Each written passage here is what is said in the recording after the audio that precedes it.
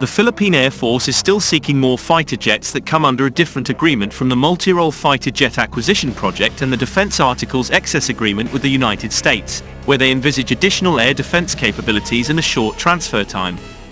Now, the Philippine government is buying more planes from other sources to achieve this goal. According to sources familiar with the Philippine Air Force's plans to acquire used F-16s from third-party countries, the announced offer for 24 Danish F-16 BMMLU Falcon aircraft to Argentina is quite similar to the offer made to the Philippines. 24 units are on offer, although the final number will come to the Philippines, with some sources saying the PAF is actually looking at 28 units.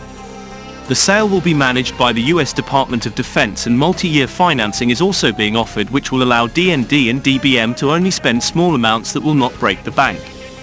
Additional costs will be charged for ammunition purchases, which in the Philippines case will involve AIM-9X Sidewinders and AIM-120C7 AMRAAMs similar to the offer made on the new F-16 Block 70 Vipers, and most likely also for AGM air-to-ground missiles,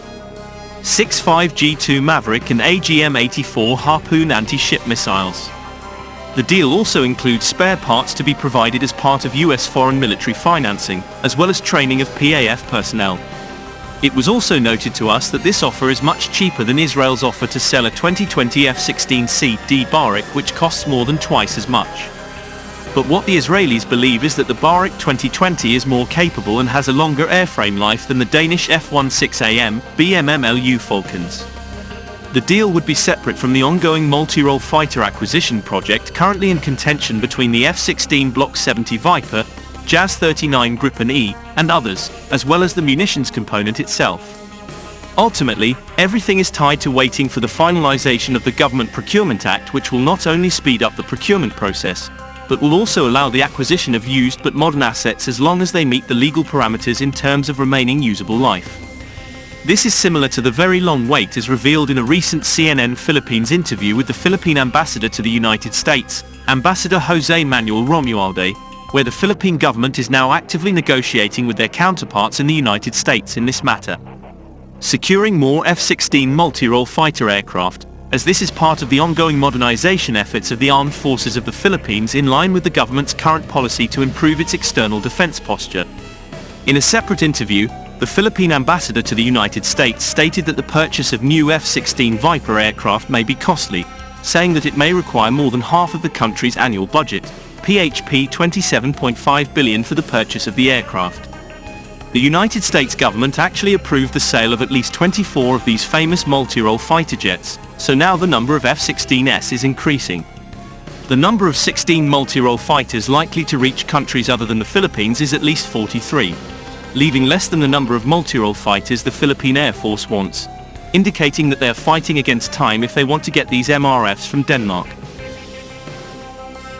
This is where the beloved ambassador raised another option in securing the F-16 fighter aircraft that the Philippine Air Force really needs, namely through financial assistance from the United States so that the country can secure this type of fighter aircraft. A think tank in the same article further supported the idea of the United States providing a foreign military financing scheme to the Philippine government, especially if the country continues to acquire F-16 fighter jets through Denmark's approach or in its favor. EDA negotiations and MRF projects.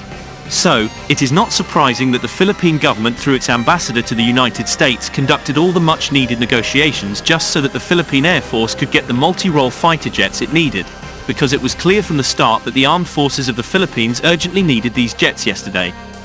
Therefore, this development shows the liquidity of the situation surrounding the multi-role fighter jet acquisition project, especially the Philippine Air Force, like the rest of the armed forces of the Philippines, which is now entering the largest phase of the revised AFP modernization program,